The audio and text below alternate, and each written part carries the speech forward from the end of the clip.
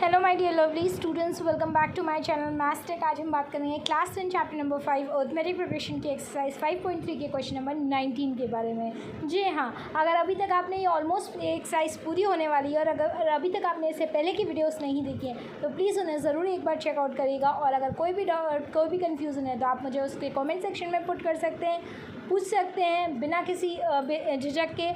और साथ ही साथ अगर आपको कोई डाउट है, आप पर्सनली मुझसे कनेक्ट होना चाहते हैं तो आप मेरे व्हाट्सएप ग्रुप को ज्वाइन कर सकते हैं, जिसका लिंक डिस्क्रिप्शन बॉक्स में मिल जाएगा। और अगर आपको वीडियो पसंद आ रही है, थोड़ी भी हेल्पफुल और थोड़ी भी यूज़फुल लग रही है तो प्लीज़ मेरे चैनल को लाइक, शेयर एंड सब्सक्राइब करना मत भूलिएगा। साथ ही साथ आप बेल आइकन को प्रेस कर सकते हैं, जिससे आगे आने वाली वीडियोज़ की नोटिफिकेशन मिलते रहें।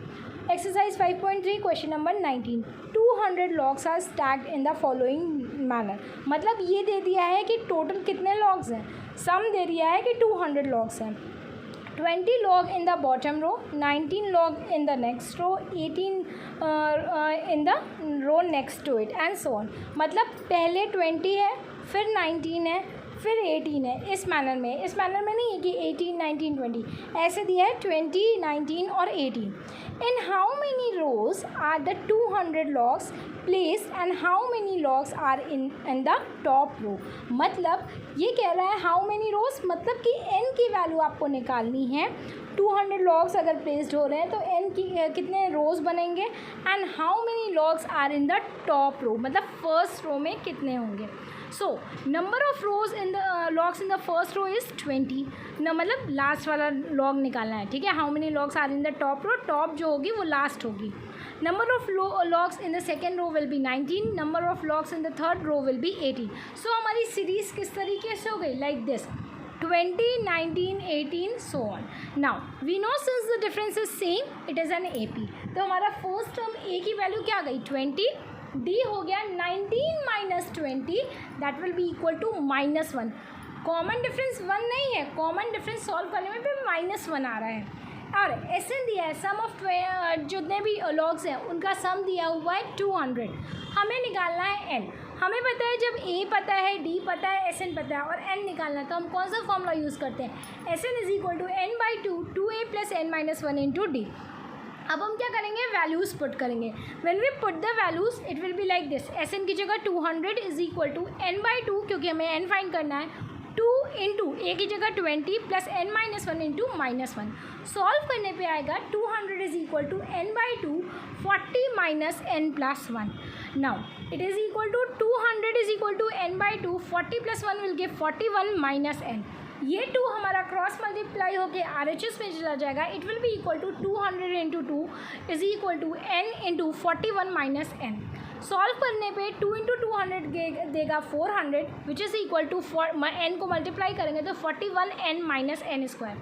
सब एक तरफ करेंगे तो ये हमारा एक क्वाड्रेटिक इक्वेशन बन रहा है, that is n square minus 41n plus 400 is equal to 0।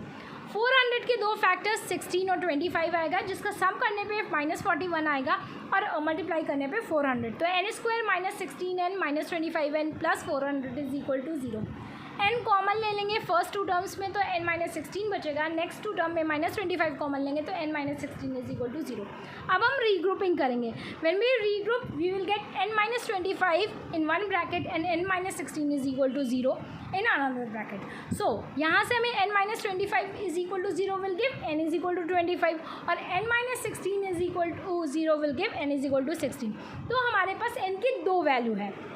अब चेक करते हैं कि हमारी लास्ट क्या वैल्यूज़ हो सकती हैं, कितने नंबर ऑफ़ टर्म्स हो सकते हैं। तो अगर हमने n इज इक्वल टू 25 लिया तो a की वैल्यू 20 है, d की वैल्यू क्या है -1, तो a 25 क्या आ जाएगा, a plus 24d, that is a, क्योंकि हमें लास्ट टर्म निकालना है और इसी से डिसाइड होगा कि नंबर ऑफ़ टर्म्स क्या होगा, लास्ट टर्म क्या होगा। That is equal to 20 plus 24 into -1। Solve करने पे आएगा 20 minus 24, that will be equal to -4। तो a25 की वैल्यू जब हम n इज इक्वल टू 25 ले रहे हैं तो -4 आ रही है। अब हम चेक करते हैं n इज इक्वल टू 16 पे क्या आ रहा है। तो n is equal to 16 means a16 is equal to a plus 15d, that is equal to 20 plus 15 into -1। Solve करने पर A16 is equal to 20 minus 15 और A16 इज इक्वल टू 5। मतलब अगर आप ध्यान से देखोगे तो A25 की वैल्यू आ रही है -4 और A16 की वैल्यू आ रही है 5। और हमको पता है कि कभी भी हमारा जो ये होगा नंबर ऑफ लॉग्स कभी भी निगेटिव में नहीं हो सकता। Since the number of logs can not be negative, so n is equal to 25 is not possible, क्योंकि नंबर ऑफ लॉग्स की कंडीशंस पे वो आ रहा है negative. So number of rows हमारा क्या हो गया, that is n is equal to 16 और टॉप रो पे that is number of logs in top row that is at the an value that will B 5। सो इसी के साथ हमारा क्वेश्चन नंबर 19 कंप्लीट होता है। और अगर आपको कहीं पर भी कोई भी डाउट है तो आप मुझसे पूछ सकते हैं, कनेक्ट हो सकते हैं मेरे व्हाट्सएप ग्रुप को ज्वाइन करके।